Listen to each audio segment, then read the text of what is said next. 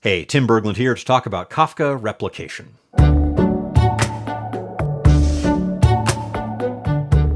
Now, it would be no good at all if we stored each partition on only one broker. And whether brokers are bare metal servers or managed containers or whatever, they and their underlying storage are susceptible to failure. So we need to copy partition data to several other brokers to keep it safe. Those copies are called follower replicas, whereas the main partition is called the leader replica. And there is a difference between those kind of replicas. Every partition that gets replicated has one leader and then n-1 followers.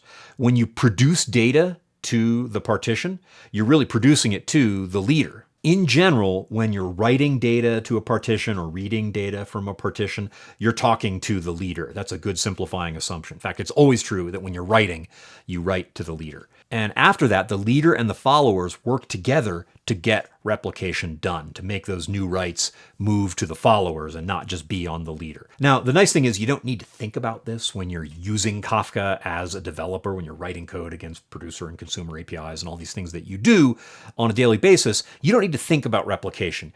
Most of the time, you just need to know it's there. Now, if you're administering a Kafka cluster, you might turn knobs having to do with replication a lot. But ideally, somebody else is doing that, or you're using a fully managed service like Confluent Cloud. And this is a thing that you should just know happens, but not be too worried about the details. And the nice thing is it is an automatic process. As long as you've got replication turned on, which is the default, you write to a leader and the followers come up and get that new data automatically, and it just happens for you. And there are some settings on write that can be tuned to produce varying levels of durability guarantee, but it's not usually a process you have to think about as a developer building systems on Kafka. All you really need to know is that your data is safe, and if one node in the cluster dies, another one will take over its role, and the messages in the topic will still be there.